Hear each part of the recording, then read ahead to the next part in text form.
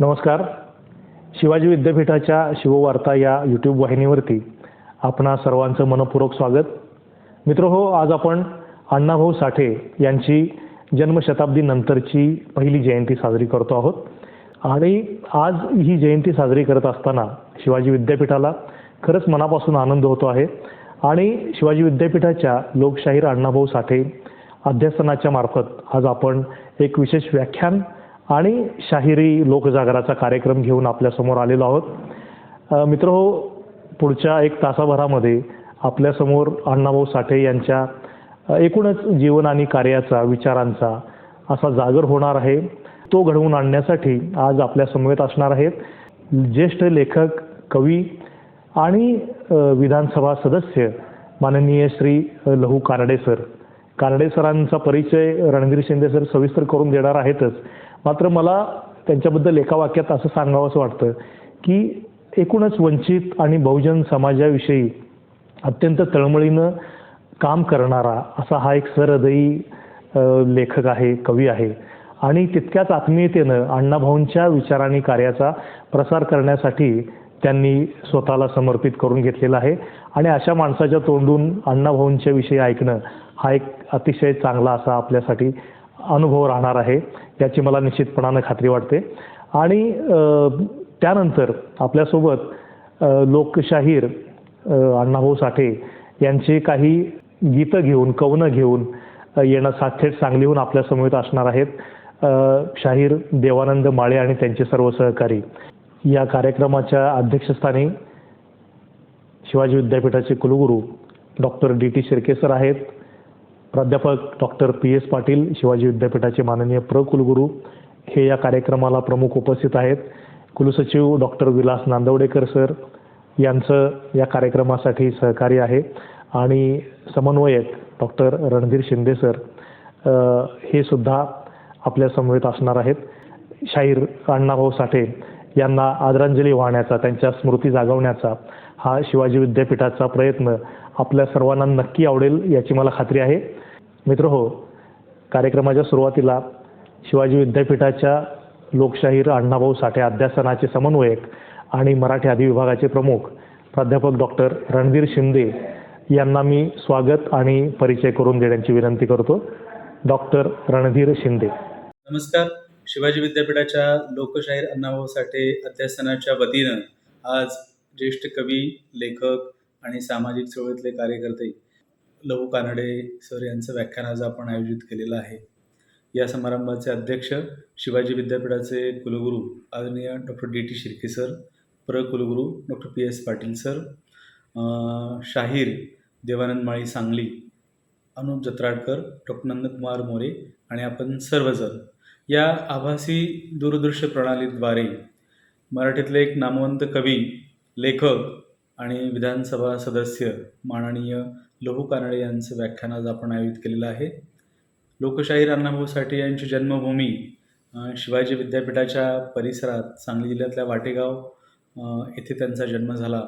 आणि जवळपास अर्धशतकाहून अधिक काळ महाराष्ट्राच्या समाजकारणाशी, लोकांदोलनाशी, सांस्कृतिक जीवनाशी अण्णाभाऊंचा खूप दीर्घकाळ संबंध आला. एक नवं साहित्य आणि समाजाचं गाणं अण्णाभाऊंनी लिहिलं. विपुल अशा प्रकारची साहित्य निर्मिती केली. एक महाराष्ट्राच्या वैचारिक प्रबोधनाचा आणि वाङ्मयाचा एक फार मोठा वारसा लोकशाहीर अण्णाभाऊ साठे यांनी आपणाला दिलेला आहे. त्यांचं स्मरण करणं आणि त्यांच्या विचारविश्वासंबंधी आणि कार्यासंबंधी काही नवे पैलू घेऊन समाजासमोर जाणं, या धारणेतून शिवाजी विद्यापीठामध्ये 7 वर्षांपूर्वी लोकशाहीर अण्णाभाऊ साठे अध्यासनाची निर्मिती झाली. आणि या अध्यासनाच्या वतीनं आजपर्यंत अनेक महत्त्वाचे उपक्रम आणि व्याख्यानं, चर्चासत्रं घेतलेली होती. आंतरराष्ट्रीय चर्चासत्रं घेतली. अण्णाभाऊंच्या आस्थेच्या आणि जिव्हाळ्याच्या विषयासंबंधी आजच्या काळाच्या प्रस्तुतीच्या संदर्भानं पुन्हा एकदा नव्यानं काही आपण त्याचा विचार करू शकतो. आणि त्यांनी जे कळीचे प्रश्न समाजासंबंधी मांडले, अशा गोष्टींबद्दल किंवा त्यांच्या वैचारिकतेबद्दल, कार्याबद्दलचा एक मोठा वस्तुपाठ आजच्या काळात देखील फार महत्त्वाचा वाटतो. विद्यापीठाच्या व्यवस्थापनानं आम्हाला नेहमीच या कामासाठी मोठं सहाय्य केलेलं आहे. आज ज्यांचं व्याख्यान आपण ऐकणार आहेत ते अण्णाभाऊ साठेंच्या कार्य आणि विचारविश्वासंबंधी अहमदनगरमधील येथे नामवंत कवी लहू कानडे यांचं शिवाजी विद्यापीठाच्या वतीनं याआधी एक 7-8 वर्षांपूर्वी त्यांचं एक व्याख्यान आपण आयोजित केलेलं होतं. अहमदनगरला एक भव्य अशा स्वरूपामध्ये अण्णाभाऊ साठे यांचं साहित्य संमेलन त्यांच्या पुढाकाराने झालेलं होतं. लोकांदोलनाशी, सामाजिक जीवनाशी त्यांचा फार घनिष्ठ अशा प्रकारचा संबंध राहिलेला आहे आणि म्हणून हे व्याख्यान मला महत्त्वाचं वाटतं. या व्याख्यानामध्ये सांगलीचे एक महाराष्ट्रातील नामवंत शाहीर देवानंद माळी हे अण्णाभाऊंची माझी मैना ही छक्कड आणि जगबदल घालून सांगून गेले भीमराव हे कवन आज आपल्यासमोर सादर करणार आहेत. अण्णाभाऊ सतत समाजाच्या जवळ जाणारं गाणं लिहित होते आणि एक आव्हानप्रिय अशा प्रकारचं लेखन त्यांनी सातत्याने केलं. मार्क्सवादी जीवनदृष्टीशी, आंबेडकरी विचारविश्वाशी ज्यांचा खूप घनिष्ठ अशा प्रकारचा धागा होता. अशा वाङ्मय निर्मिती करणाऱ्या थोर कलावंतांचं स्मरण करणं आणि त्यांच्या विचारवारशाचं पुन्हा एकदा आजच्या काळाचं औचित्य जोखून आजच्या समाजाविषयी त्याबद्दल काही बोलत राहणं, समाजाच्या आस्थेच्या प्रश्नांसंबंधी अण्णाभाऊने जे लेखन केलं त्याचा पुन्हा एकदा नव्याने विचार करणं मला महत्त्वाचं वाटतं आणि म्हणून हे आजचं व्याख्यान माझ्या दृष्टीनं अण्णाभाऊ साठे अध्यासनाच्या कार्यक्रमाचा एक महत्त्वाचा भाग म्हणून मला महत्त्वाचं वाटतं. मी सर्वांचं स्वागत करतो. धन्यवाद शिंदे सर.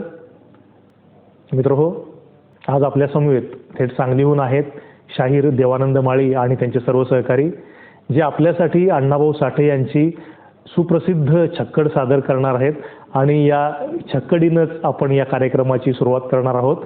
तर मी शाहीर देवानंद माळी आणि त्यांच्या सहकाऱ्यांना विनंती करतो की त्यांनी अण्णाभाऊंची ही अत्यंत लोकप्रिय छक्कड आपल्यासमोर सादर करावी. शाहीर देवानंद माळी. नमस्कार मंडळी. शिवाजी विद्यापीठ कोल्हापूर अण्णाभाऊ साठे अध्यासन आयोजित ऑनलाईन व्याख्यान व शाहिरी सादरीकरण रविवार दिनांक 1 ऑगस्ट 2021.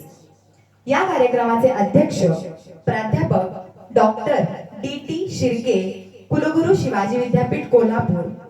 या कार्यक्रमाचे वक्ते, कवी व लेखक माननीय लहू कानडे, सदस्य विधानसभा महाराष्ट्र. प्रमुख उपस्थिती प्राध्यापक डॉक्टर PS पाटील, कुलगुरू शिवाजी विद्यापीठ कोल्हापूर आणि त्याचबरोबर शाहिरी सादरीकरण शाहीर सम्राट देवानंद माळी आणि परिवार सांगली. त्याचबरोबर विशेष आभार माननीय कुलसचिव शिवाजी विद्यापीठ कोल्हापूर डॉक्टर विलास नांदवडेकर. त्याचबरोबर समन्वयक अण्णाभाऊ साठे अध्यासन प्राध्यापक डॉक्टर रणधीर शिंदे यांचे विशेष आभार. तर चला तर मंडळी ऐकूया लोकशाहीर रत्न, लोकशाहीर भूषण अण्णाभाऊ साठे, शाहीर सम्राट अण्णाभाऊ साठे यांनी लिहिलेली एक लोकप्रिय अशी छक्कड, माझी मैना गावावर राहिली.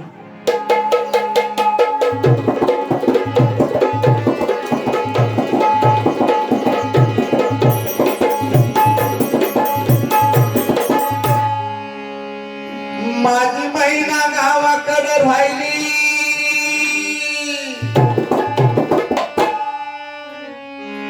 माझी मैना मैना मैना मैना मैना, माझी मैना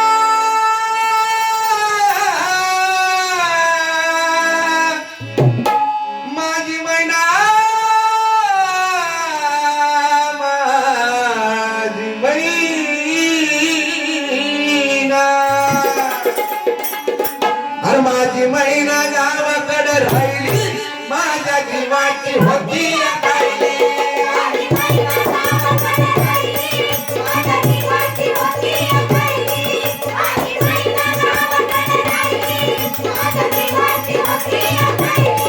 माझी मैना गावाकडे राहिली,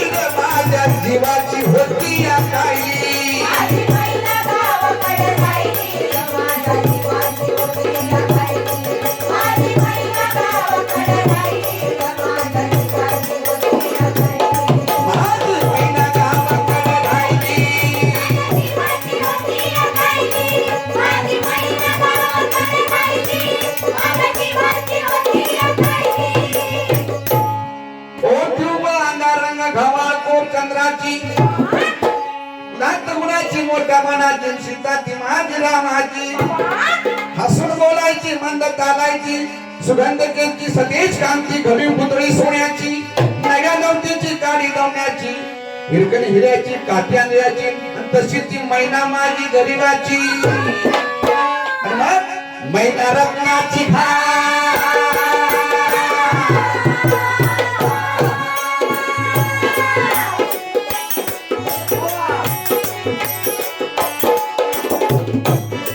मैना रत्नाची खान माझ्या जीवाची प्राण रस्सी सुखाला वाग तिच्या मुलाची खबर मी खायली माझ्या जीवाची होती या खायली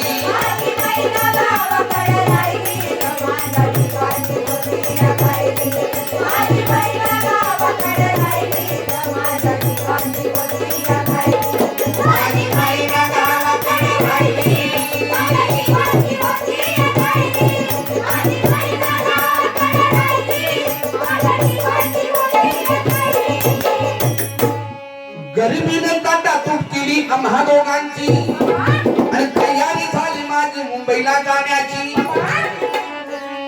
हे होती ती भल्या पहाटेची बांधा बांध केली भाकर तुकड्याची घालवीत निघाली माझी मैना चांदणी शुक्राची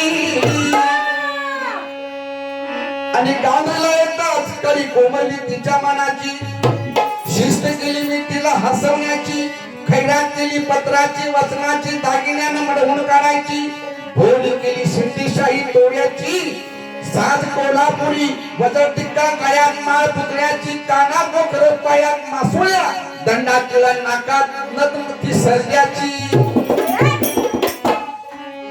तरी उमलली नाही करी तिच्या अंतरीची आणि छातीवर दगड ठेवून वाट भरली मी मुंबईला जाण्याची आणि मग मैना खचली मना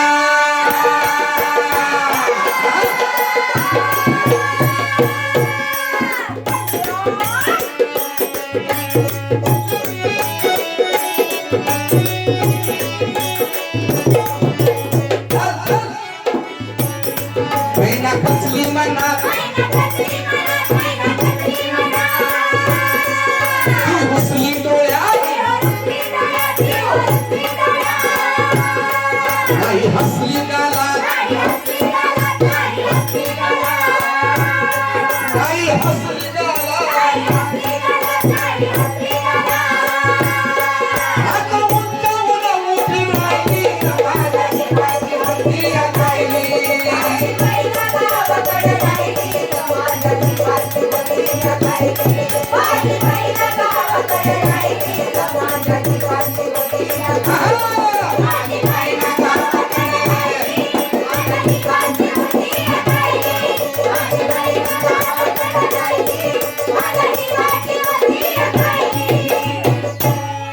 या मुंबईकर ती बेकारांची आणि त्यात भरती झाली माझी एकाची मड्यावर पडावी मुठभर माती तशी झाली माझी ही मुंबई यंत्राची तंत्राची जगणाऱ्याची मरणाऱ्याची शेंडीची दाढीची ढाणसांच्या गाडीची नायलांच्या जॉर्जेटच्या कलम कलम साडीची बुटाच्या जोडीची पुस्तकाच्या फळीची आणि माडीवर माडी हिरव्या माडीची इथे पैदास भलती चोरांची आई भाऊंची श्रीजोरांची हरामखोरांची त्या भांडवलदारांची पोटासाठी पार ठरली मी कामाची परवा केली नाही उन्हाची थंडीची पावसाची पण पाण्यानं कसं भरलं वाण मला एका छत्रीची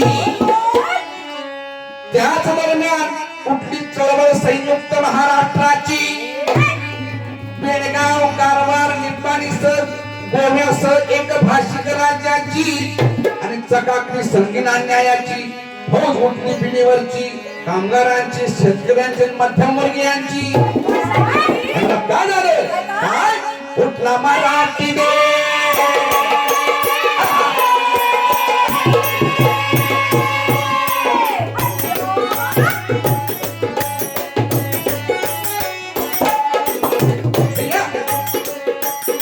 उठला मराठी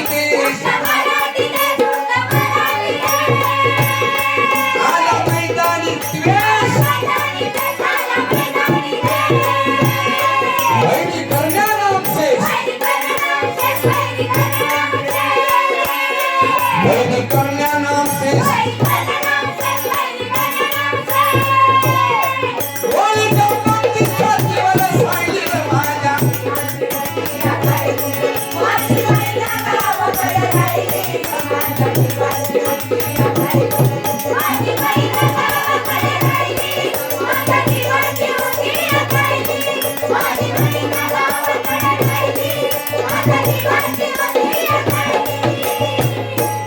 म्हणे अण्णा भाऊ साने घरे मुलाली गर्वाची मृत्यूपणाची जुमलीची जबरीची तस्करीची निकमळीला कत्तल झाली इंग्रजीताची सौदा चौकड्याचं राज्य रावणाचं लंका जळाली त्याची आणि तीच गताली कलियुगामध्ये मुरारजी देसाईची सका बाटलाची अखेर झाली मुंबई महाराष्ट्राची परळच्या प्रलयाची लालबागच्या लढाईची आणि फाउंटनच्या चढाईची आणि काय झालं फाउंटनला जगा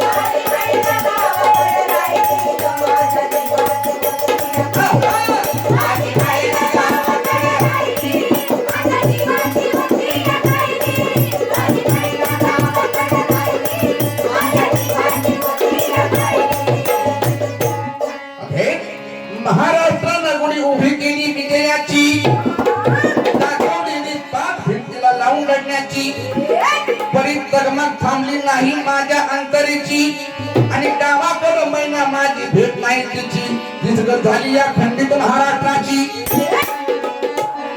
बेळगाव कारवार डांगुंबरगाव मालकी तुझ्याची धोंड खंडणीची कमाल मंडळीची चिडपीची चिनगरज आहे तुमच्या सर्वांच्या एकीची काय करायचं आता काय आता वळू नका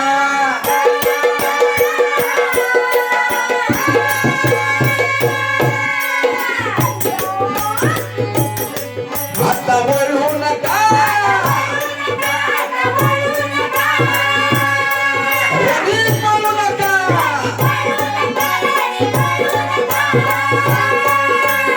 सोडू नका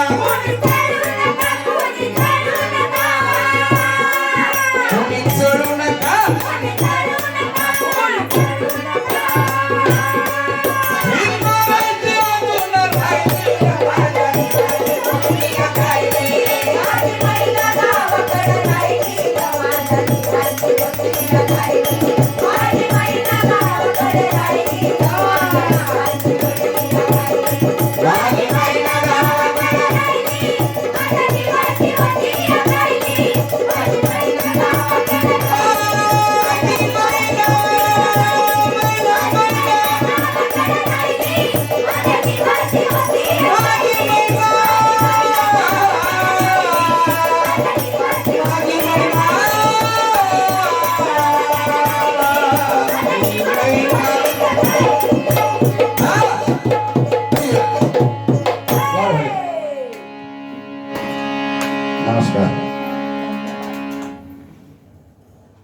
शाहीर माळी आणि त्यांच्या सर्व सहकाऱ्यांना धन्यवाद. आणि ते आपल्या समवेत असणारच आहेत. आणखी काही सादरीकरण ते करणार आहेत. तर मित्रांनो, कार्यक्रम पुढे घेऊन जात असताना मी शिवाजी विद्यापीठाचे प्रकुलगुरू डॉक्टर PS पाटील सर यांना विनंती करतो की त्यांनी या कार्यक्रमाचं प्रास्ताविक करावं. शिवाजी विद्यापीठाचे प्रकुलगुरू प्राध्यापक PS पाटील सर. सर्वांना नमस्कार. अण्णाभाऊ साठे अध्यासन शिवाजी विद्यापीठ कोल्हापूर आयोजित ऑनलाईन व्याख्यान व शाहिरी सादरीकरण कार्यक्रमाच्या अंतर्गत आज उपस्थित या कार्यक्रमाचे अध्यक्ष आणि शिवाजी विद्यापीठाचे कुलगुरू आदरणीय डॉक्टर डी.टी. शिर्के सर, आजचे प्रमुख वक्ते, कवी, लेखक आणि माननीय विधानसभा सदस्य माननीय लहूजी कानडे साहेब, शाहीर देवानंदजी माळी सर, आजच्या या कार्यक्रमात उपस्थित असलेले शिवाजी विद्यापीठाचे कुलसचिव डॉक्टर विलासजी नांदवडेकर, अण्णाभाऊ साठे अध्यासनाचे समन्वयक आणि मराठी अधिविभाग प्रमुख प्राध्यापक डॉक्टर रणधीर शिंदे, इथं उपस्थित सर्व शिक्षक, शिक्षकेतर कर्मचारी, विद्यार्थी बंधू आणि भगिनी, आज सर्वप्रथम अण्णाभाऊ साठे यांच्या जन्मदिनानिमित्त त्यांच्या स्मृतीस विनम्र अभिवादन करतो. लोकशाहीर अण्णाभाऊ साठे अध्यासनाच्या वतीनं आज नामवंत कवी आणि लेखक माननीय लहू कानडे सर यांचे अण्णाभाऊंच्या जीवन व लेखनावर व्याख्यान आयोजित केलेलं आहे. अण्णाभाऊंचा जन्म हा सांगली जिल्ह्यातील वाटेगाव येथे झालेला आपल्याला माहित आहेच. त्यांचे बालपण याच परिसरात गेलेले आहे, परंतु पुढे उपजीविकेसाठी अण्णाभाऊंनी मुंबईला आपलेसे केले. मुंबईत गेल्यानंतर त्यांचा जवळचा संपर्क हा कामगार चळवळीशी व कम्युनिस्ट पक्षाशी आलेला दिसून येतो. त्यामुळे महाराष्ट्राच्या सामाजिक चळवळीशी त्यांचा जवळून संबंध आला आणि या सामाजिक चळवळीला अधिक बळकटी येण्यासाठी, अधिक प्रोत्साहन मिळण्यासाठी अण्णाभाऊंनी बरीचशी नाटकं लिहिली, बरीचशी काव्य लिहिली आणि बरीचशा कादंबऱ्या सुद्धा लिहिलेल्या आपल्याला दिसून येतात. त्या अंतर्गत त्यांनी लोकनाटके लिहिलेली आहेत. त्यातूनच त्यांना लिहिण्याचा असा छंद लागलेला आहे. अण्णाभाऊंची शाहिरी ही महत्वाची ठरली. सामाजिक चळवळीला त्यांच्या शाहिरी काव्याने भरपूर अशी प्रेरणा मिळाली. संयुक्त महाराष्ट्र चळवळीबरोबरच इतरही आंदोलनात त्यांची शाहिरी खूप लोकप्रिय ठरली. त्यांच्या कथा कादंबऱ्यातून त्यांनी वारणा आणि कृष्णा खोऱ्यातील मानवी समाजाचे जग आणले. त्यांची फकीरा कादंबरी मराठीत अजरामर ठरलेली आहे. स्वातंत्र्य लढ्यातील वीरनायकाचा संपूर्ण इतिहास या कादंबरीमध्ये आहे. भटक्या समाजातील जीवन त्यांच्या साहित्यातून आलेले. सामाजिक बांधिलकी आणि परिवर्तनवादी विचार हा त्यांच्या लेखनाचा प्राण होता. त्यापुढे त्यांचे लेखन हे भरपूर लोकप्रिय ठरले. तसेच त्यांचे लेखन हे आजच्या काळातही अतिशय उपयुक्त ठरते. अण्णाभाऊंच्या विचारांचा प्रसार करण्यासाठी शिवाजी विद्यापीठातील आपण अण्णाभाऊ साठे अध्यासन कार्यरत आहे. त्यांच्या लेखन व कार्यावर वेळोवेळी चर्चासत्रे, व्याख्याने होत आहेत आणि ते आपण वारंवार असे आयोजित करत आहोत, जेणेकरून त्यांचं लेखन, त्यांच्या कादंबऱ्या, त्यांची शाहिरी हे सर्वसामान्यांच्या पर्यंत, सर्व घटकांच्या पर्यंत, सर्व विद्यार्थ्यांच्या पर्यंत पोहोचेल. अण्णाभाऊंच्या विचारांचा हा प्रसार आपण अतिशय चांगल्या पद्धतीनं अण्णाभाऊ साठे अध्यासनामार्फत आणि प्राध्यापक डॉक्टर रणधीर शिंदे सर यांच्या मार्गदर्शनाखाली करत आहोत. त्यांच्या लेखन व कार्यावर वेळोवेळी चर्चासत्रे आपण आयोजित करत आहोतच, परंतु नव्या पिढीसमोर अण्णाभाऊंचे विचार आणि लेखन येणे गरजेचे आहे आणि त्या गरजेतूनच हे बरेचसे असे सामाजिक आणि शैक्षणिक उपक्रम आपण राबवत आहोत. त्यासाठीच आजचे हे व्याख्यान मला वाटते महत्वपूर्ण ठरेल आणि आजच्या या ऑनलाईन कार्यक्रमासाठी मी माझ्यातर्फे संपूर्ण सर्वांना शुभेच्छा देतो आणि थांबतो. धन्यवाद. धन्यवाद पाटील सर.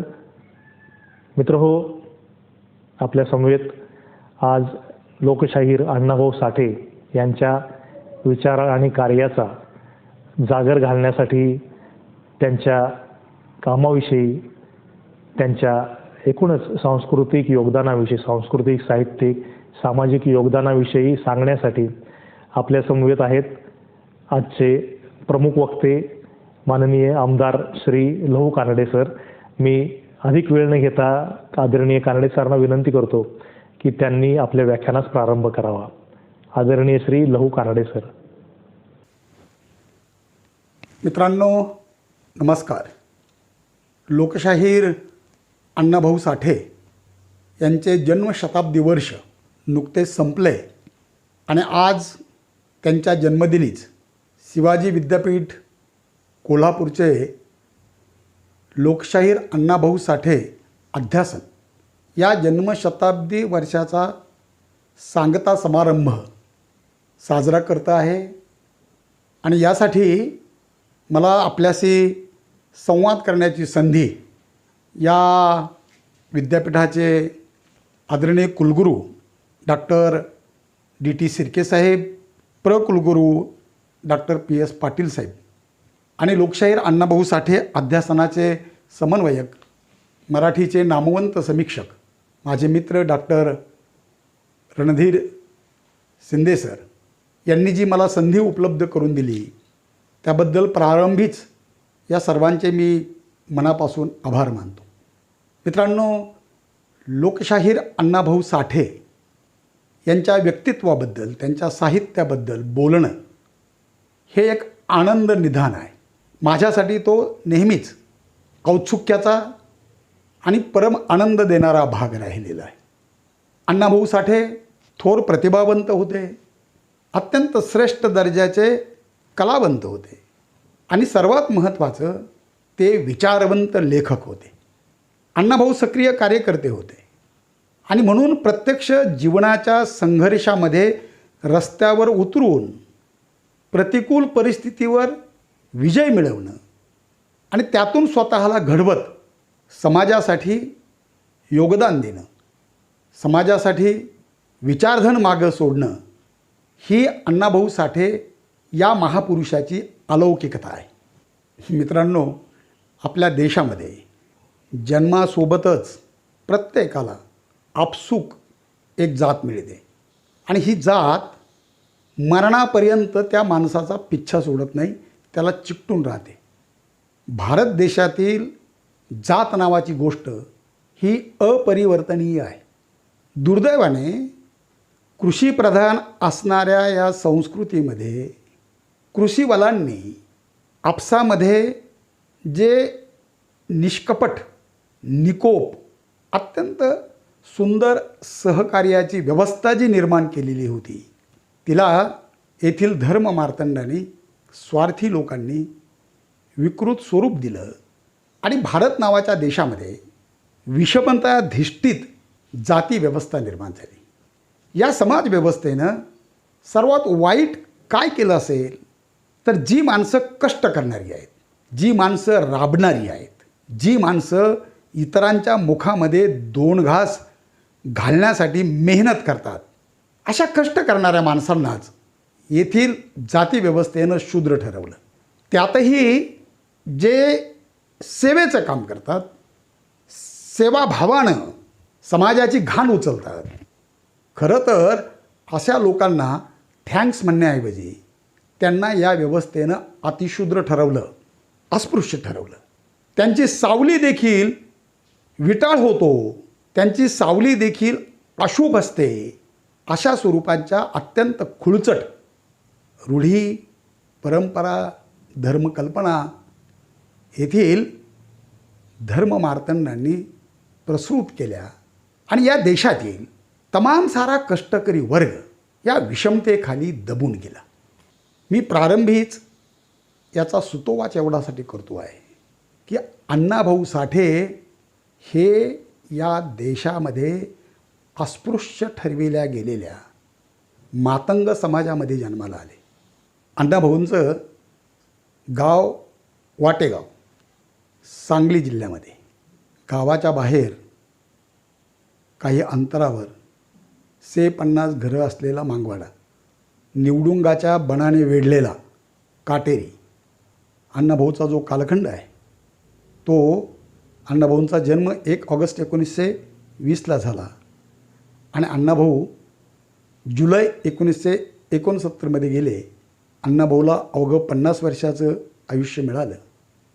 परंतु अण्णाभाऊचा हा जो जगण्याचा कालखंड आहे हा मुख्यतः पारतंत्र्य झुगारून भारताच्या स्वातंत्र्याच्या सुप्रभातीचा कालखंड आहे. अण्णाभाऊंचा जेव्हा जन्म झाला तेव्हा या देशावर ब्रिटिश राज्यकर्ते राज्य करत होते आणि येथील जनतेचा विचार न करता त्यांना सुव्यवस्थितपणे भारतीय जनतेवर राज्य करता यावं, त्यांना हवी तेवढी लूट करता यावी, अशा पद्धतीचे कायदे हे ब्रिटिश सरकार सातत्यानं करत होतं. अण्णाभाऊ या कायद्याचेही बळी ठरलेले आहेत. 1925 साली ब्रिटिशांनी सेटलमेंट ॲक्ट केला. त्या अनुषंगाने भारतातील जातीमधील काही जाती त्यांनी क्रिमिनल कास्ट ठरवल्या. मातंग जात त्यापैकी एक होती. वाटेगावच्या मांगवाड्याचं अशा पद्धतीनं दुःख द्विगुणित झाल्याचं आपल्याला दिसतं. म्हणजे एक तर अस्पृश्यतेनं छेडलेली माणसं आणि दुसऱ्या बाजूला क्रिमिनल कास्ट म्हणून बसलेला सिक्का. आजूबाजूला कुठलाही कोणत्याही स्वरूपाचा अपराध घडला तरी पोलिसांची या जातींच्या वस्त्यामधली झाडाझडती, पोलिसांची मारहाण, पोलिसांची छळ हे अण्णाभाऊंना अगदी लहानपणापासूनच अनुभवायला मिळालं, बघायला मिळालं. अण्णाभाऊच्या कुटुंबाकडे 20 गुंठे जमीन होती. तिच्यामध्ये त्या कुटुंबाचा उदरनिर्वाह चालेल अशी स्थिती नव्हती आणि कदाचित यामुळेच अण्णाभाऊंचे वडील भाऊ साठे यांनी वाटेगाव सोडलं आणि ते मुंबईला गेले. अण्णाभाऊ, त्यांचे बंधू शंकर, आई मातोश्री वालूबाई ही सर्व मंडळी वाटेगावातच राहिली. वडील मुंबईला गेले. शेती करण्याचे अगोदर अनुभव होता. त्या बळावर मुंबईतल्या श्रीमंत धनिकांच्या बंगल्यासमोरील बागेमध्ये काम करणे, माळी म्हणून काम करणे, अशा स्वरूपाचं काम त्यांना तिथे मिळालं. तिथे त्यांना जो पगार मिळायचा थोडासा, त्यातली काही रक्कम भाऊ साठे वाटेगावला वालूबाईंसाठी पाठवायची. ती माऊली, ती चिमूटभर रक्कम आणि इथले रोजचे काबाड कष्ट असा मिळून लहानग्या अण्णाभाऊसह हा संसाराचा गाडा चालवायची. मित्रांनो, हे विस्ताराने मी एवढ्यासाठी सांगतो आहे की अण्णाभाऊंची जडणघडण केवढ्या प्रतिकूल परिस्थितीमध्ये होत होती. अण्णाभाऊंचे वडील मुंबईला गेल्यानंतर त्यांना प्रथमच अत्यंत श्रीमंत माणसं, अत्यंत उच्च शिक्षित माणसं, उच्चभ्रू माणसं यांचं जगणं जवळून बघायला मिळालं. अण्णाभाऊंनाही क्षणभर वाटलं की आपली मुलं शाळेमध्ये घातली पाहिजेत.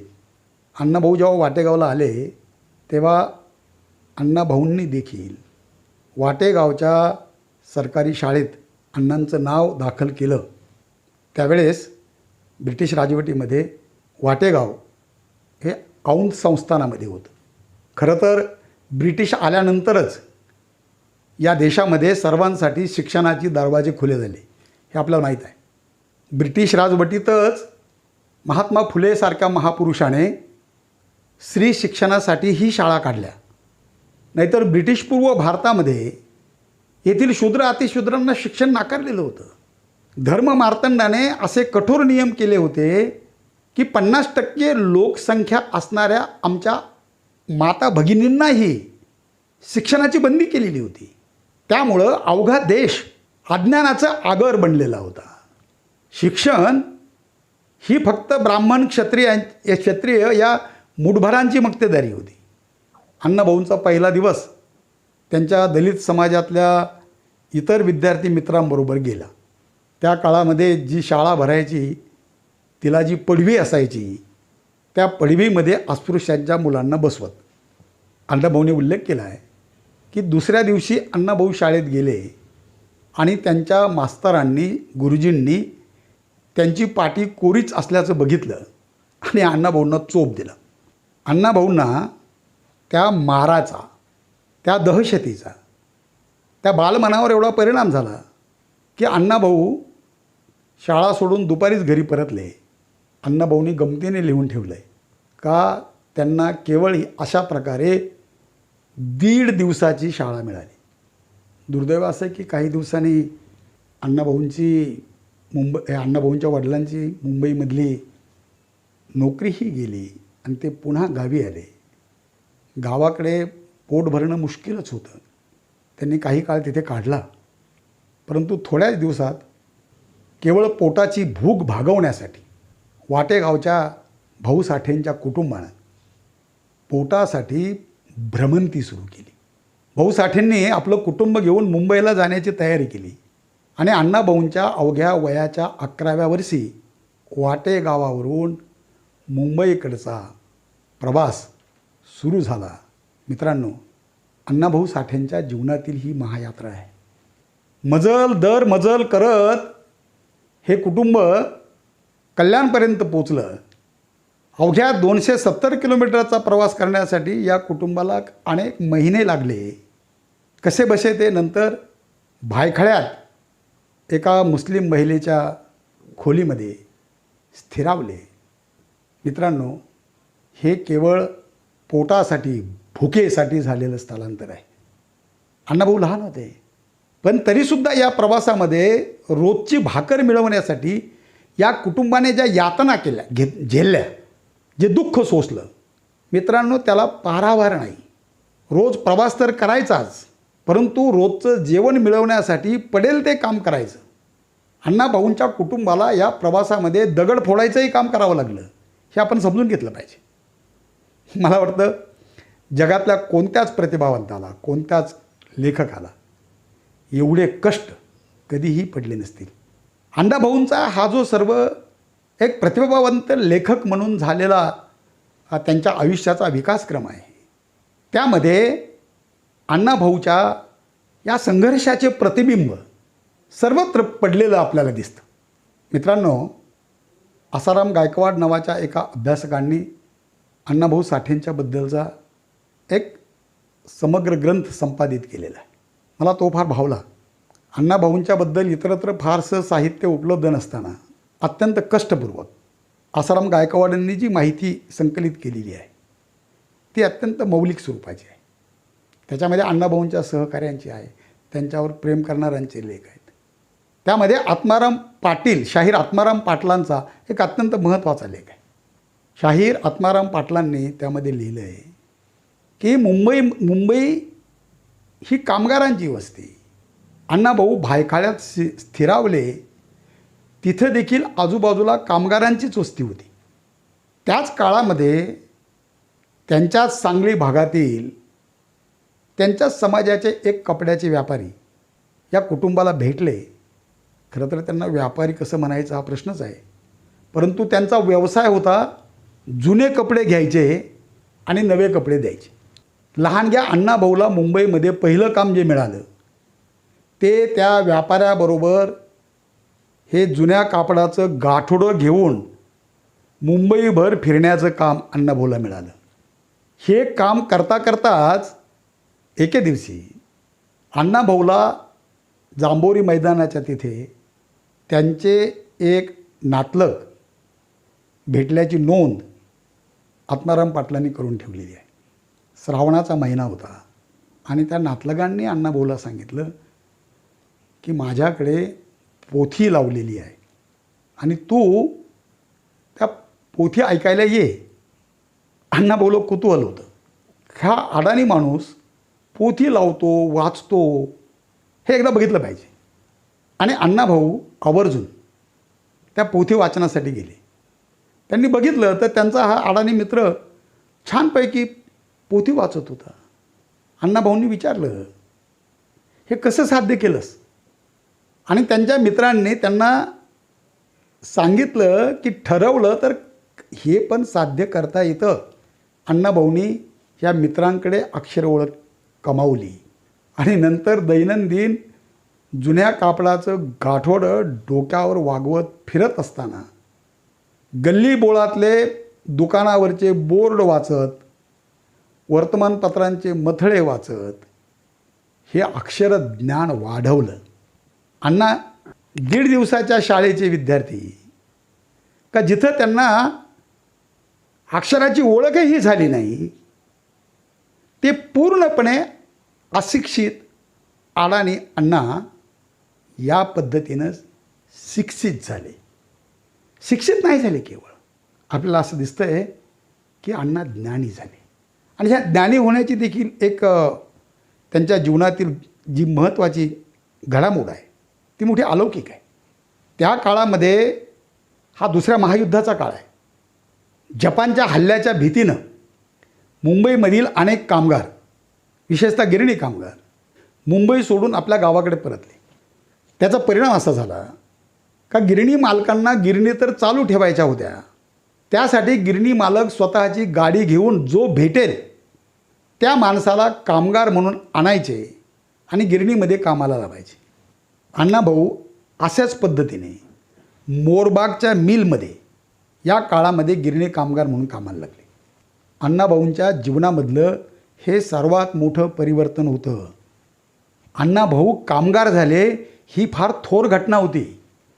अन्यथा चिमुकल्या अण्णाभाऊंच्या जीवनाला तर केव्हाच अत्यंत पारंपरिक अशा स्वरूपाची कलाटणी लहानपणीच मिळालेली होती.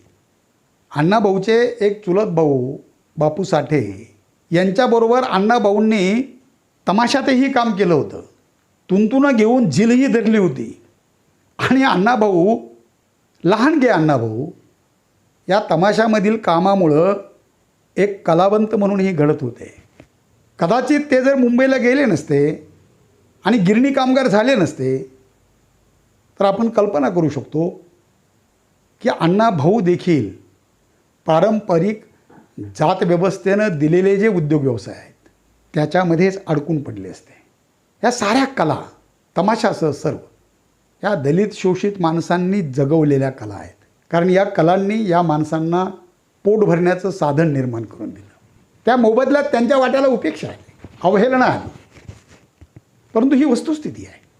म्हणूनच अण्णाभाऊंनी पुढच्या आयुष्यात ह्या सर्व भीक मागायला लावणाऱ्या कला सोडून चांगलं जीवन जगलं पाहिजे, आयुष्यामध्ये मांगल्य निर्माण केलं पाहिजे, अशा स्वरूपाची मांडणी केलेली दिसते. त्यांची वैजयंता ही कादंबरी त्या दृष्टीनं फार महत्त्वाची आहे. ती वैजयंता शेवटी त्या तमाशामधलीच नायकाशी लग्न करून तमाशा सोडून कष्टाचं जीवन जगण्याचं स्वीकारते. अशा स्वरूपाचा अण्णाभाऊंनी तिचं शेवट केलेला आहे. मित्रांनो, अण्णाभाऊला लाभणाऱ्या कामगार जीवनानं आमूलाग्र क्रांती केली. अण्णाभाऊंना कामगार मित्र मिळाले.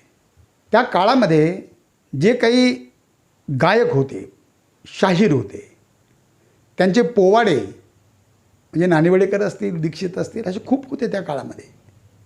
ग्रामोफोनवरून, रेडिओवरून ऐकायला मिळायचे.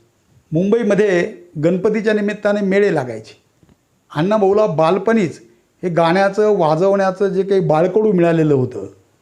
कामगार म्हणून जीवन लाभल्यानंतर पोटाची भ्रांत थोडी कमी होताच अण्णाभाऊ पुन्हा ते गाणे गुणगुणायला लागले. आणि त्यांच्या कामगार मित्रांच्या लवकरच लक्षात आलं की अण्णाभाऊ सुंदर गातात.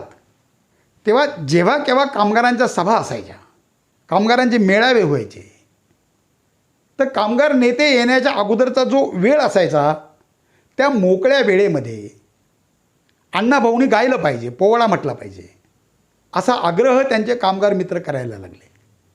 आणि यातूनच अण्णाभाऊची पोवाडे गाणारा शाहीर म्हणून त्यांच्या कामगार मित्रामध्ये ओळख झाली. मित्रांनो, कामगार चळवळीने अण्णांच्या या कलावंत असण्याच्या गुणाचा पुरेपूर वापर करून घेतला असं दिसतं. याच कालखंडामध्ये शाहीर अमर शेख असतील, गव्हाणकर असतील, हे देखील मुंबईत आलेले होते. अण्णा लवकरच कार्ड होल्डर झाले. मध्ये एक घटना घडली की अण्णाभाऊ जिथं राहत होते ती चाळ त्यांना सोडावी लागली.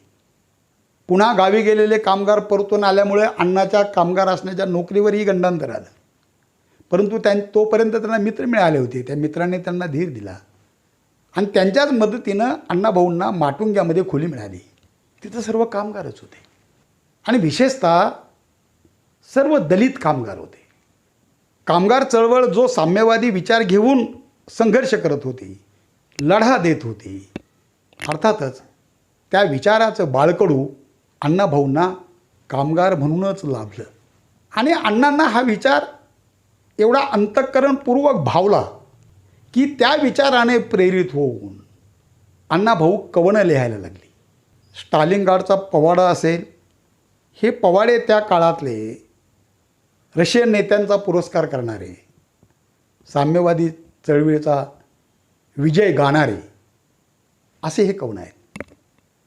जे वंचित आहेत, जे शोषित आहेत, जे पीडित आहेत, त्यांना संघर्षाचं बळ देणारं विचारधन अण्णाभाऊंनी या कवनामधून, या पोवाड्यामधून, त्यांच्या लावणीमधून मित्रांनो मांडायला सुरुवात केली.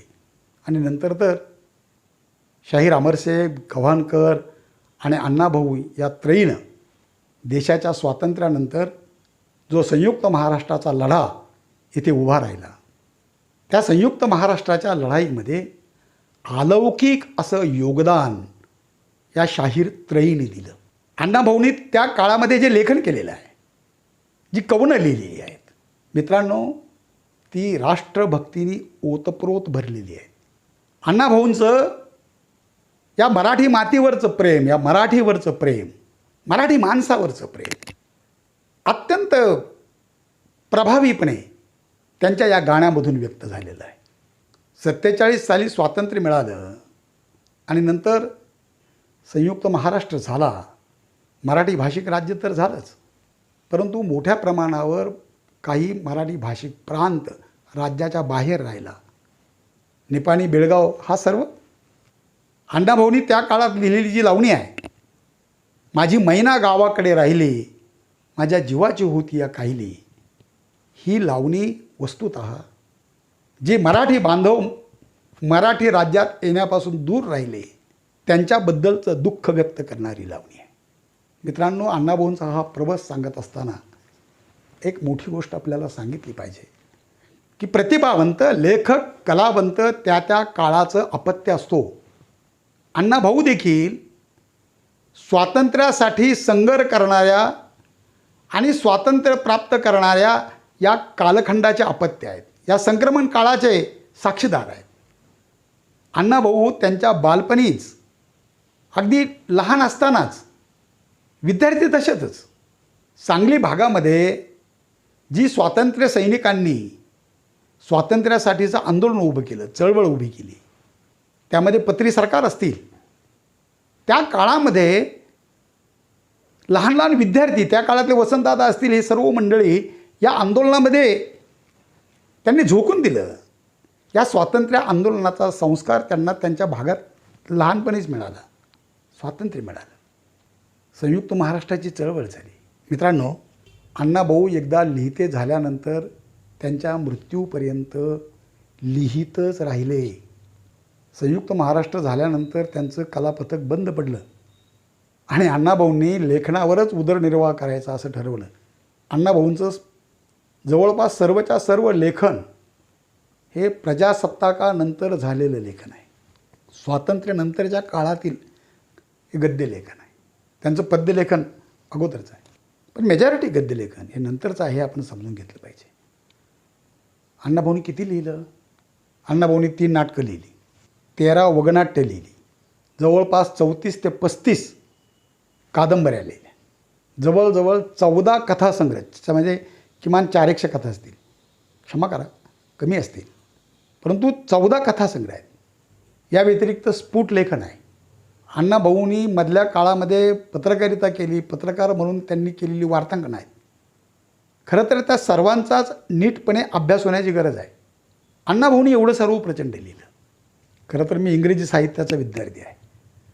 अण्णाभाऊंचं हे सर्व साहित्य आणि अण्णाभाऊंचं हे जीवन हे बघत असताना मला का कोणास ठाऊक 16व्या शतकामधल्या एलिझाबेथन कालखंडामध्ये शेक्सपियर नावाचा जो महाकवी होऊन गेला, मला त्यांची आठवण येते.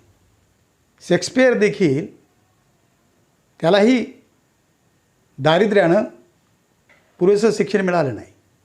त्यालाही लहानपणी खाटकाच्या दुकानामध्ये बीप विकायचं काम करावं लागलं आणि नंतरच्या काळामध्ये नाट्य थिएटरांच्या समोर उमरावाचे घोडे पार्क करण्याची जबाबदारी शेक्सपियरने पार पाडली. नाटकं बघत बघतच शेक्सपियर नाटककार झाला. ही नाटकं बघत बघतच शेक्सपियरने काव्य लिहिलं, तो महाकवी झाला. आणि केवढी कीर्ती, केवढं अजरामरपण जागतिक साहित्यामध्ये, इंग्रजी साहित्यामध्ये शेक्सपियरला लाभलं. मित्रांनो, इंग्रज राज्यकर्ते म्हणायचे की आम्ही हे साम्राज्य देऊ, परंतु आमचा शेक्सपियर कोणाला देणार नाही. शेक्सपियर भाग्यवान होता, कारण इंग्लंडमध्ये जाती व्यवस्था नव्हती. दुर्दैवाने भारतामध्ये जात व्यवस्था होती. आणि अण्णाभाऊ ज्या जातींना अस्पृश्य म्हटलं होतं, बहिष्कृत केलं होतं, अशा वर्गात जन्माला आले होते. म्हणून त्यांना एवढा सारा संघर्ष करावा लागला. हाल अपेष्टेचं जगणं अण्णाभाऊंच्या वाट्याला आलं. उपाशी राहावं लागलं, दगड फोडावे लागले, भटकंती करावी लागली. काय नाही केलं अण्णाभाऊंनी, हे सर्व घडलं. मित्रांनो, अण्णाभाऊंच्या मृत्यूनंतरही दुर्दैवाने कालकालपर्यंत अण्णाभाऊंच्या वाट्याला उपेक्षा झाली. अण्णाभाऊ खरं तर अत्यंत अव्वल दर्जाचे आणि पारंपरिक साहित्य संकेतांना झुगारून देऊन, ते सर्व मापदंड बाजूला ठेवून लेखन करणारे मराठीतले पहिले लेखक आहेत. अण्णाभाऊंनी पोवाडे लिहिले, परंतु सामाजिक घडामोडीवर, घटनांच्यावर आधारित पोवाडे लिहिले. व्यक्तींचे गुणगान गाणारे पोवाडे अण्णाभाऊने लिहिल्याचे मला वाचनात नाहीत. व्यक्तिपूजा टाळून शाहिरीमध्ये देखील घटनाप्रधान गोष्टींचं चित्रण करणारी एक नवी परंपरा अण्णाभाऊंनी सुरू केली. डॉक्टर बाबूराव गुरव हे जे अण्णाभाऊंचे अभ्यासक आहेत, त्यांनी फार नेमकेपणाने ही गोष्ट अधोरेखित केलेली आहे. मित्रांनो, हे क्रांतिकारकत्व आहे. अण्णाभाऊंचा जो कालखंड आहे हा मराठी साहित्यामध्ये प्रामुख्याने फडके युग नावाने प्रसिद्ध आहे. त्या काळामध्ये प्रतिभा साधना नावाचा एक ग्रंथ, फडक्यांनी समीक्षेचा ग्रंथ सिद्ध केलेला आपल्याला बघायला मिळतो. त्याच्यामध्ये एक चर्चा मी वाचलेली आहे. फडक्यांना प्रश्न विचारला गेला आहे की समाजातील ही जी बहिष्कृत वर्ग आहे, हा जो अस्पृश्य वर्ग आहे, यातील जी माणसं आहेत, ही तुमच्या कादंबरीचा, तुमच्या कथेचा, ही माणसं नायक होऊ शकतात का? आणि फडके त्याला उत्तर देतात, नाही. ते पार तर एखाद्या कथेमध्ये रामागडी म्हणून त्यांचं चित्रण होऊ शकतं, पण ते नायक कसे होऊ शकतात? ही जी साहित्यिक चर्चा आहे मित्रांनो, ही चर्चा या देशाच्या स्वातंत्र्याच्या सकाळची चर्चा आहे. या देशाला जुनं धर्माधिष्ठित नियमांचं, रूढींचं संविधान फेकून दिल्यानंतर जे संसदीय लोकशाही देणारं, समता, स्वातंत्र्य, बंधुता आणि सर्वांना समान लेखणारं जे नवं संविधान मिळालं, जी नवी जीवनमूल्य मिळाली, त्या पहाटेस मराठी साहित्यामधली मित्रांनो ही चर्चा आहे. 2 मार्च 1958 रोजी मुंबईतल्या दलित साहित्य संघाने मुंबईमध्ये दलित साहित्य संमेलन घेतलं. अण्णाभाऊ साठे त्याचे उद्घाटक होते. या निमित्ताने अण्णाभाऊने जे भाषण केलं आहे ते एकंदरीतच त्या काळातील मराठी साहित्याची समीक्षा तर करणार आहेच, परंतु त्या सो कॉल्ड प्रतिष्ठित उच्चभ्रू लेखकांच्या डोळ्यामध्ये अंजन घालणार आहे. मित्रांनो, डॉक्टर जनार्दन वाघमारेंनी अण्णाभाऊंच्याबद्दल लिहिताना असं म्हटलेलं आहे की सारस्वतांच्या या चौसोपी वाड्यामध्ये अण्णाभाऊंनी जो प्रवेश केला तोच मुळात हातामध्ये रक्तरंजित कुऱ्हाड घेऊन केला. यांचं पारंपरिक प्रतिष्ठितपण झेलणारे हे सारस्वतांच्या वाड्याचे जे नक्षीदार खांब होते, माणूसपण नाकारणाऱ्या त्या नक्षीवर अण्णाभाऊंनी कठोर वार केले आणि त्यांच्या कुऱ्हाडीला जी धार होती ती लहुजी साळवेंच्या विचाराची होती. मित्रांनो, अण्णाने खरं तर एक ऐतिहासिक स्वरूपाचं काम साहित्य प्रांतामध्ये केलं. म्हणजे केवळ विपुल साहित्य लिहिलं म्हणून नाही, परंतु साहित्याचं नातं माणसाशी जोडलेलं असलं पाहिजे याबद्दलची खूप सुंदर भूमिका अण्णाभाऊंनी आयुष्यभर जपली. आणि ती त्यांना साम्यवादी चळवळीतून मिळालेली होती. मी मगाशी असं म्हटलं की अण्णाभाऊ या संक्रमण युगाचे साक्षीदार आहेत. या संक्रमण युगाचं मोठेपणही अण्णाभाऊला या काळामध्ये अनुभवायला मिळालं. हे मोठेपण काय होतं? मित्रांनो, धर्माच्या नावाखाली धर्मांध मंडळींनी या देशातील विषमताधिष्ठित जातीव्यवस्था टिकवण्याचं काम केलं. या जातीव्यवस्थेनं जातीमध्ये उच्च नीचतेचे इमले बांधले. येथील माणसं या भेदभावामुळं एकमेळाने कधी राहू शकली नाहीत, एकमेकावर प्रेम करू शकली नाहीत. वरिष्ठ जातीतील मुठभर लोकांनी कष्टकरी माणसांचा सतत छळ केला, त्याचं शोषण केलं. त्यांच्या राजे नावाच्या मालकांना खुश करण्यासाठी त्यांची सत्ता अबाधित राहील अशा तो स्वरूपाचं धर्मशास्त्रही निर्माण केलं. मनुस्मृतीसारखे ग्रंथ सिद्ध करून ही विषमता कायम टिकेल अशा स्वरूपाची बंधनं वेगवेगळ्या वर्णातील लोकांना घालून दिली. त्याचीच पुढची अत्यंत विकृत परिणिती म्हणजे या देशातली विषमताधिष्ठित जातीव्यवस्था. जगामध्ये स्वातंत्र्याचा, बंधुतेचा, समतेचा, लोकशाहीचा जो आधुनिक विचार रुजला तो ब्रिटिशांच्या सोबत भारतातही आला. भारतातील ज्या मंडळींना विलायतेमधलं शिक्षण मिळालं, त्या ज्ञानानं जी मंडळी प्रभावित झाली ती या अतिशय उच्च दर्जाच्या मानवी मूल्यांची वाहकही झाली. स्वातंत्र्य चळवळीचं नेतृत्व याच लोकांनी केलं. त्याच्यामध्ये महात्मा गांधी असतील, पंडित नेहरू असतील, डॉक्टर बाबासाहेब आंबेडकर असेल, वल्लभभाई पटेल असतील. ही सर्व मंडळी या स्वातंत्र्य, समता, बंधुत्वाची मूल्य घेऊनच स्वातंत्र्य संग्रामामध्ये उतरली. आणि अण्णाभाऊच्या डोळ्यासमोर पारतंत्र्यातला हा देश स्वतंत्र होताना बघण्याचं भाग्य अण्णाभाऊला लाभलं. त्यात एक सर्वात मोठी सुंदर गोष्ट झाली. महात्मा गांधींनी या देशाची स्वातंत्र्य चळवळ जी मुठभर लोकांच्या हातामध्ये होती ती जर अशी छोटी संकुचित राहिली तर या देशाला कधीही स्वातंत्र्य मिळणार नाही. स्वातंत्र्याची चळवळ हे जन आंदोलन झालं पाहिजे. या भूमिकेतून महात्मा गांधींनी स्वातंत्र्य चळवळ ही संपूर्ण देशवासियांची चळवळ केली. पहिल्यांदाच येथील सामान्य माणसाला देखील आपण माणूस आहोत, आपण देखील देशासाठीच्या चळवळीमध्ये भाग घेऊ शकतो असं स्वतःबद्दलचं आदर वाटणारं काहीतरी या देशामध्ये घडत होतं. स्वातंत्र्य मिळालं. जेव्हा हा देश स्वातंत्र्यानंतर कसा वाटचाल करणार आहे यासाठी संविधान तयार करायचं ठरलं तेव्हा काँग्रेसच्या नेत्यांनी डॉक्टर बाबासाहेब आंबेडकरांना नेहरूंच्या मंत्रिमंडळामध्ये सामील होण्यासाठी विनंती केली.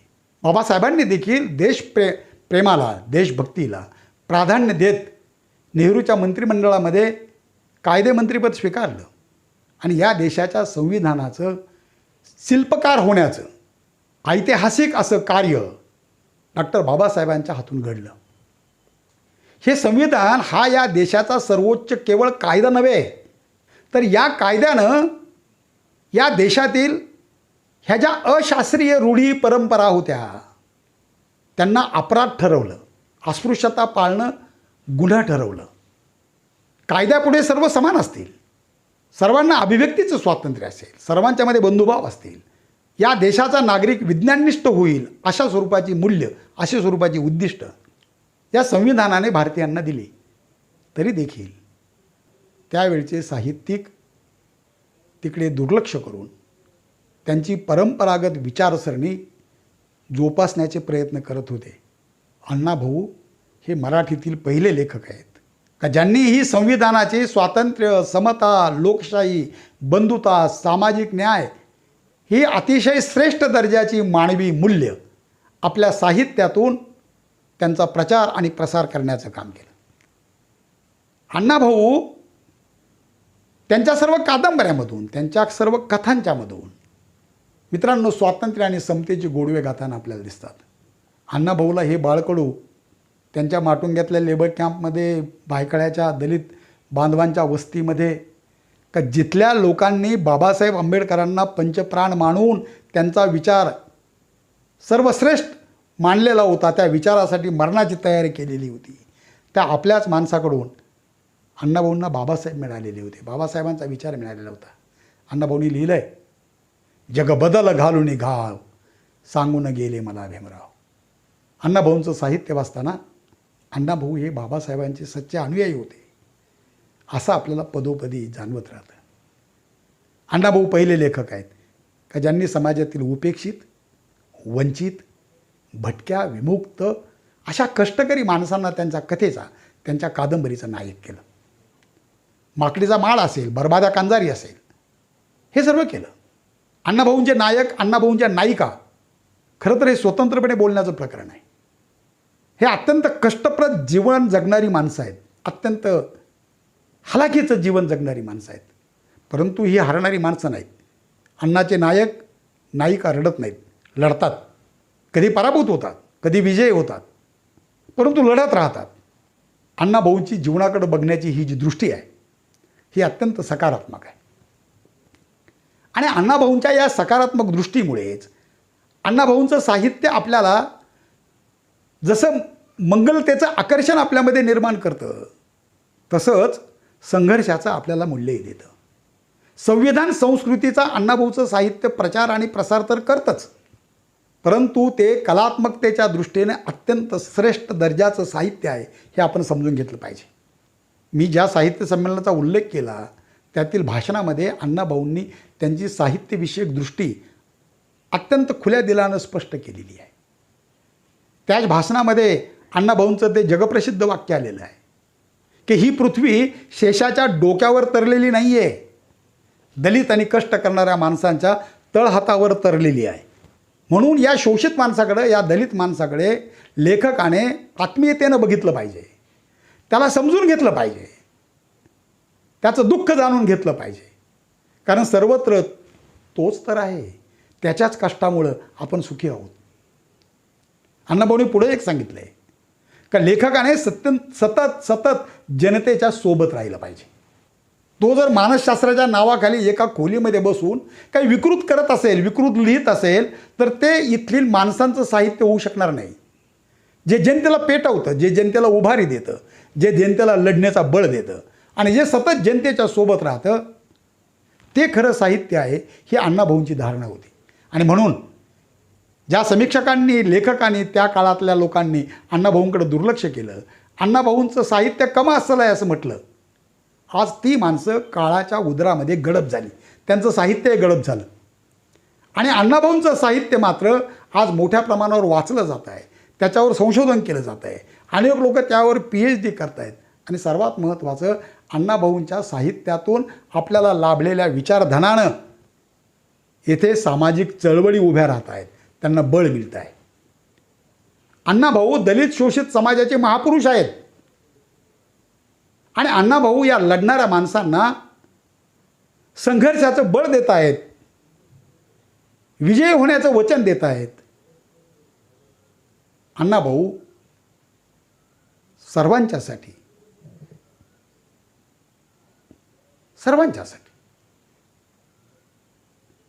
एक क्रांतिकारक तत्व म्हणून आज आपल्या समोर आहेत. मित्रांनो, वेळेची मर्यादा आहे, त्यामुळे इथेच थांबतो. पुन्हा एकदा अण्णाभाऊंच्या पावन स्मृतींना अभिवादन करतो. जय हिंद, जय महाराष्ट्र. धन्यवाद कानडे सर.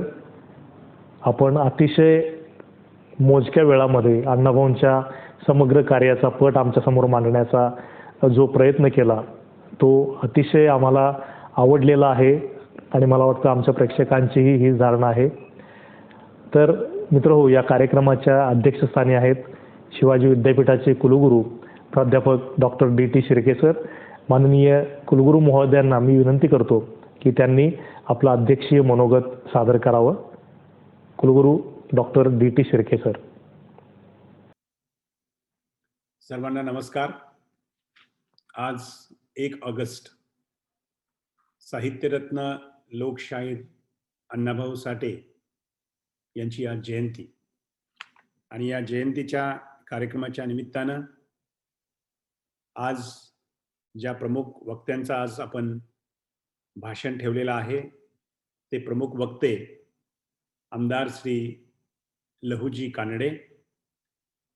या कार्यक्रमाला उपस्थित असलेले शिवाजी विद्यापीठाचे प्रकुलगुरू, माझे सहकारी प्राध्यापक PS पाटील, विद्यापीठाचे कुलसचिव डॉक्टर विलास नांदवडेकर, माझे सर्व सहकारी, त्याचबरोबर लोकशाहीर अण्णाभाऊ साठे अध्यासनाचं काम पाहत असलेले शिवाजी विद्यापीठाच्या मराठी विभागाचे अधिविभाग प्रमुख आणि या अध्यासनाचे समन्वयक प्राध्यापक रणधीर शिंदे, सर्व शिक्षक, प्रशासकीय सेवक, प्राचार्य, संस्थाचालक, विविध अधिकार मंडळाचे सन्माननीय सदस्य, विद्यार्थी, विद्यार्थिनी आणि मित्र हो. सुरुवातीला मी आपणा सर्वांना लोकशाहीर अण्णाभाऊ साठे यांच्या जयंतीच्या खूप साऱ्या शुभेच्छा देतो आणि अण्णाभाऊंप्रती कृतज्ञ आदरांजली अर्पण करतो. आज या कार्यक्रमाचे प्रमुख वक्ते आमदार श्रीयुत लहूजी कानडे यांनी अण्णाभाऊंचे जीवन आणि कार्य याचा समग्र असा आढावा आपल्यासमोर मांडलेला आहे. अण्णाभाऊ हे मराठी साहित्यातलं असं मानाचं पान आहे की ज्यांच्या व्यक्तिमत्वाचा, साहित्याचा किती अंगाने वेध घ्यावा असं होऊन जातं. आणि जेव्हा कानडे साहेबांच्या सारखे अभ्यासू वक्ते त्याचा वेध घेतात तर आपल्या लक्षात येतं त्यांच्या व्याख्यानातून की लोकशाहीर अण्णाभाऊ साठे हे साहित्यिकाच्या पलीकडची व्यक्ती होती. आणि या कार्यक्रमासाठी कानडे साहेबांनी आपल्या व्यस्त कार्यक्रमातून शिवाजी विद्यापीठाच्या या जयंतीनिमित्ताच्या कार्यक्रमाला वेळ दिला, त्याबद्दल मी त्यांना धन्यवाद देतो आणि त्यांचे मनपूर्वक आभारी मानतो.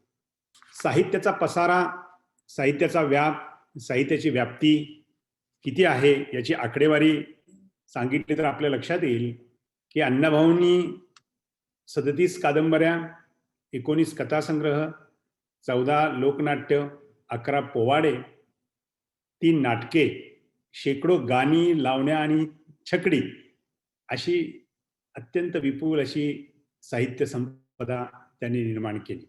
आणि ही खरोखरीच एक गोष्ट अचंबित करण्यासारखी आहे.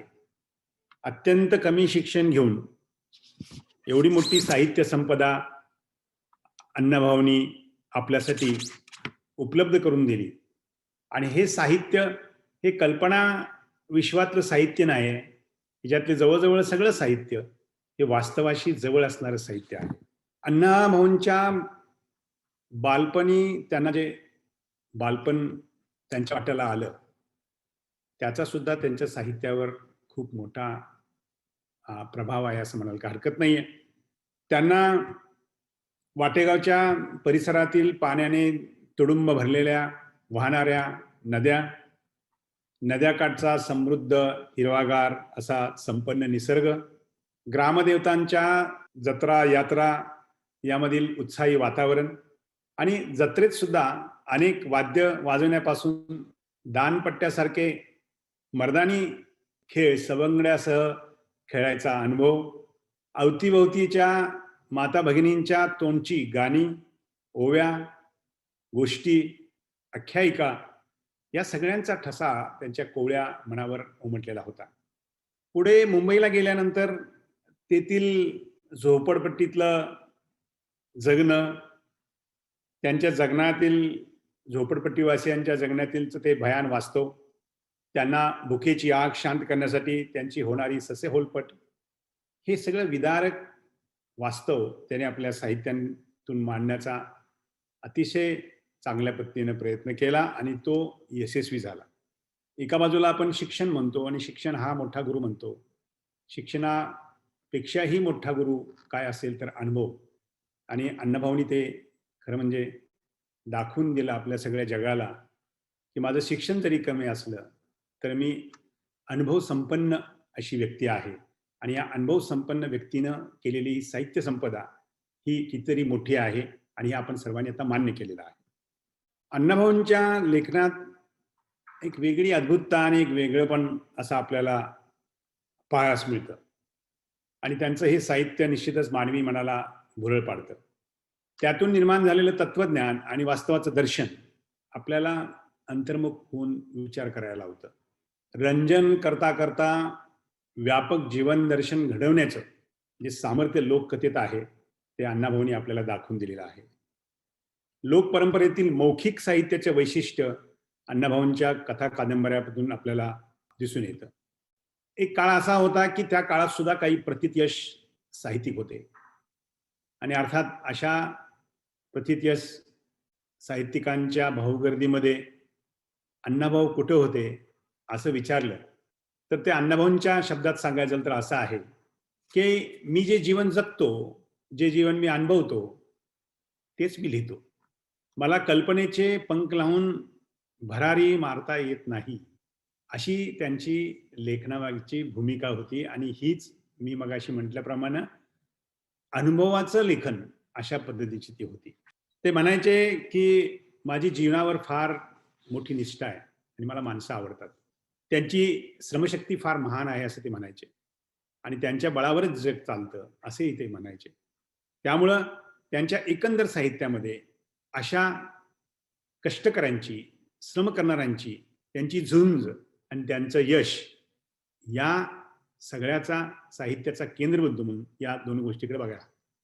एक काळ असा होता की सह्याद्रीच्या कुशीत सांगली, सातारा, कोल्हापूरचा परिसर, कृष्णा, कोयना, वारणा, वांग, वेरळा, पंचगंगा या नद्या आणि या नद्याकाठचा समृद्ध परिसर आणि या परिसरातील ग्रामीण संस्कृती, जंगल, झाडी, डोंगरवाटा आणि त्यांच्या आश्रयानं सुरू असलेल्या क्रांतिकारांच्या चळवळी, दंगलखोरांच्या दंगली, गावातील भाऊबंदकी, दोन गावामध्ये पिढ्यानपिढ्या चालत आलेले वैर आणि त्यात भरडला जाणारा समाज, खून, मारामाऱ्या, पोरीबाळीवर होणारे अत्याचार, या साऱ्या गोष्टी अण्णाभाऊंनी आपल्या साहित्यात मांडल्या आहेत. सण असो, उत्सव असो, जत्रा असो, बैलगाड्यांच्या शर्यती असो, कुस्त्यांचे फळ असो, तमाशा असो, वाघ्या मुरळींचं जागरण असो, तर या सगळ्या गोष्टीमध्ये धनधान्याकडून ज्या शोषण होत होतं त्या सुद्धा गोष्टी असेल, काही श्रद्धा असतील, काही अंधश्रद्धा असतील, शेती असेल, शेतकऱ्यांचे एकामेकाचे प्रेम असेल, सहकार्य असेल, नातेसंबंधातील जिव्हाळा असेल, श्रेष्ठ कनिष्ठतेचा जो काही भाव असेल, शेतीमध्ये होणारे बदल असतील, पिठांच्या गिरण्या असतील, विहिरीतील इंजिन असेल, हळूहळू कोसळणारा गावगाडा असेल, बलुतेदारांची स्थितीगती असेल, सावकारशाही असेल, या सगळ्यांचा समावेश आपल्याला, या सगळ्यांचा बारीक सारीक तपशिलासहित समावेश आपल्याला अण्णाभाऊंच्या साहित्यात दिसून येतो.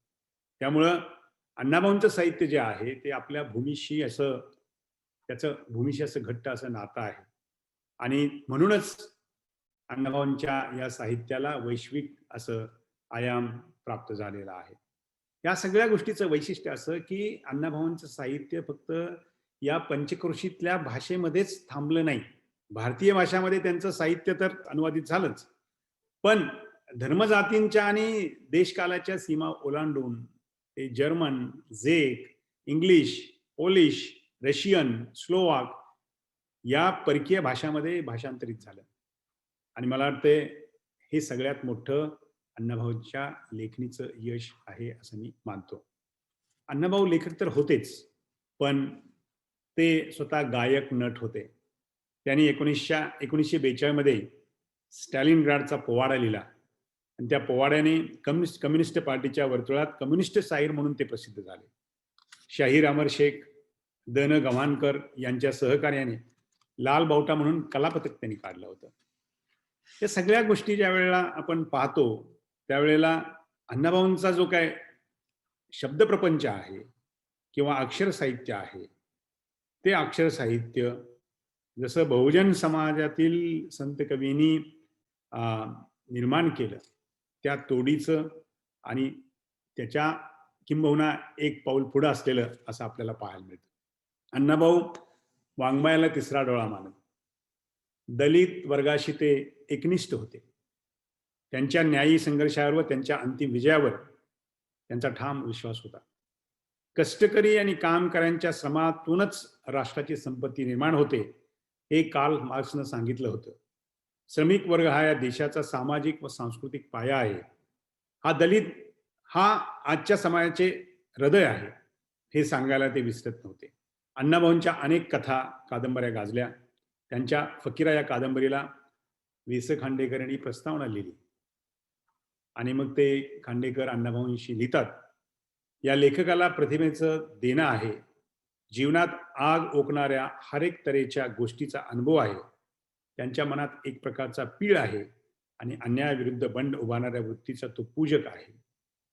अण्णाभाऊंची प्रतिभा लावण्याची सुद्धा होती. त्यांची प्रज्ञा कारुण्याने भिजलेली होती. अण्णाभाऊ खरे तर लौकिक अर्थाने अल्पशिक्षित माणूस, पण प्रचंड प्रज्ञेच्या बळावर त्यांनी चाललेल्या चळवळी आणि त्यांनी केलेले लिखाण हे स्थिमित करणारे आहे. तळागाळातल्या लोकांना एकत्र येण्यासाठी प्रेरित करून चालवलेला संयुक्त महाराष्ट्राचा लढा, या कामी अण्णाभाऊ यांच्यासह शाहीर अमर शेख, शाहीर गवाणकर आदी शाहिरांनी दिलेल्या योगदानाची नोंद घेतल्याखेरीज या लढ्याचा इतिहास पूर्णच होऊ शकत नाही. राज्याच्या पातळीवर माझी मैना गावाकडे राहिली लिहिणाऱ्या अण्णाभाऊंनी राष्ट्रीय पातळीवर बंगालची हाक ऐकून तिला ओ दिली, तर आंतरराष्ट्रीय पातळीवर संचार करीत असताना स्टालिनग्राडचा पोवाडा रचला. साहित्याच्या क्षेत्रात स्थानिक पातळीपासून ते आंतरराष्ट्रीय पातळीपर्यंतचा आवाका असणारा साहित्यिक आजच्या काळातही तसा दुर्मिळ आहे. संयुक्त महाराष्ट्र चळवळ राजकीय सांस्कृतिक उच्चभू वर्गाने सुरू केली हे खरे असले तरी त्या चळवळीला लोक चळवळीत रूपांतरित करण्याचं कार्य अण्णाभाऊंनी केलं.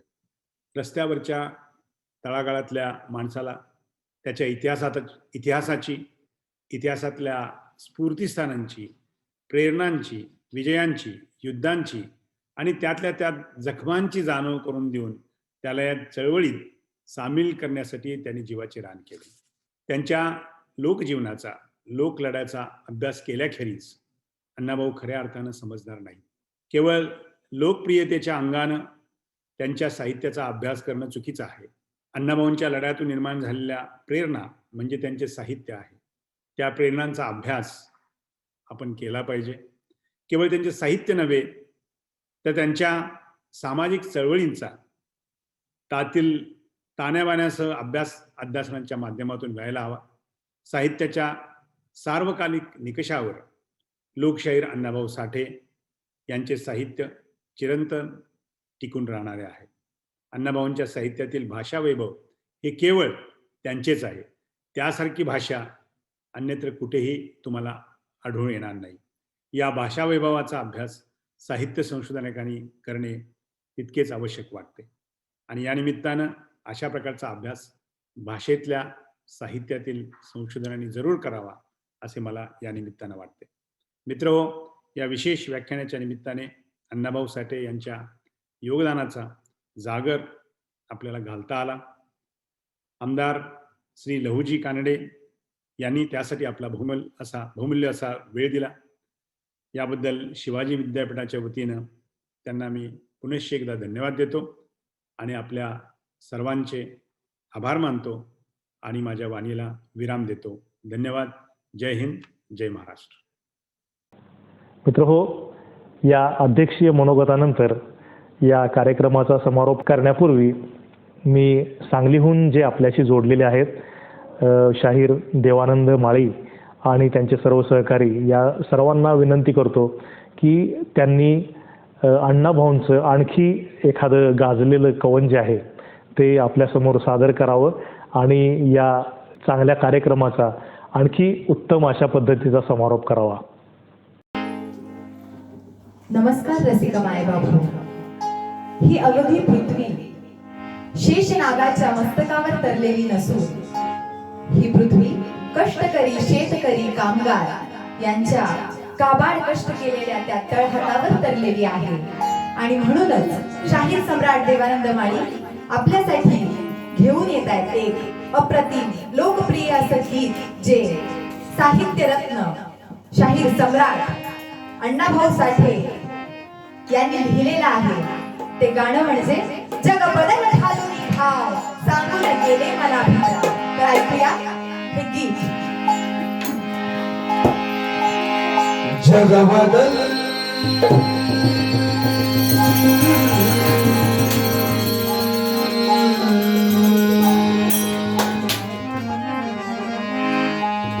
जग बदल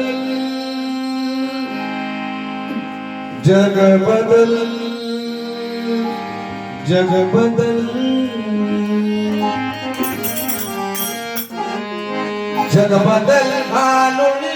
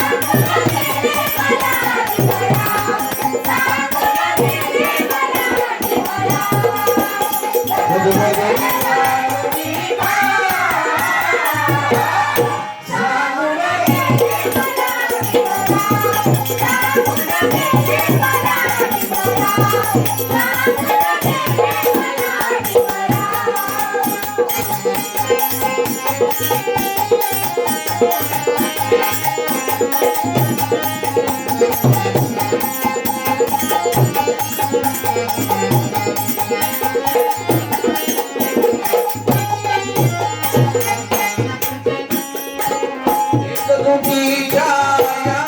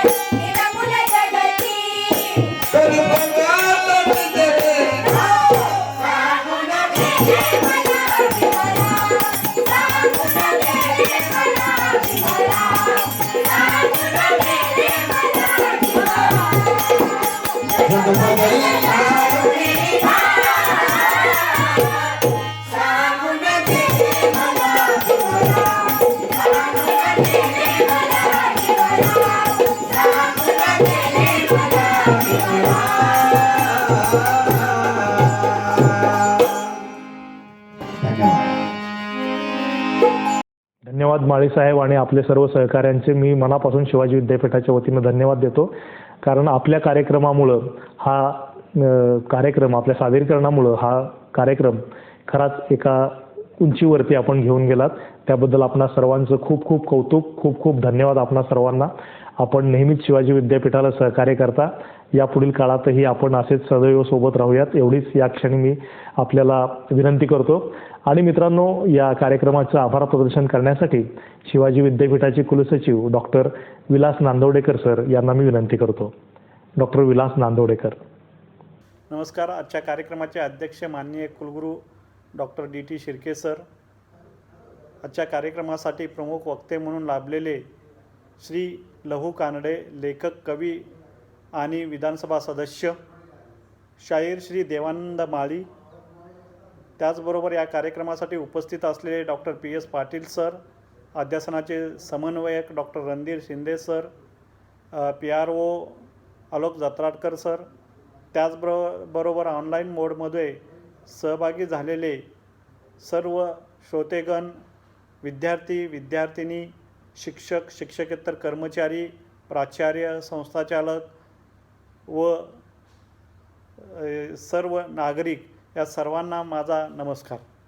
आज प्रथमतः मी आपल्याला या लोकशाहीर अण्णाभाऊ साठे जयंतीनिमित्त शुभेच्छा देतो. आजच्या या कार्यक्रमासाठी आजचे जे प्रमुख वक्ते श्री लहू कानडे, लेखक, कवी आणि विधानसभा सदस्य यांनी जे आपल्याला मोलाचे मार्गदर्शन केलेले आहे ते खरोखरच आपल्या सर्वांना उपयुक्त ठरणारे आहे. खरं म्हणजे श्री लहू कानडे सरांनी जो अभ्यासपूर्वक या व्याख्यानात मांडणी केली ती खरोखरच व्याख्यानाजोगी आणि सर्वांना भावणारी आहे. त्यामुळं मी या ठिकाणी आज शिवाजी विद्यापीठाच्या वतीनं श्री लहू कानडे सरांना विशेष धन्यवाद देतो व त्यांचे आभार मानतो.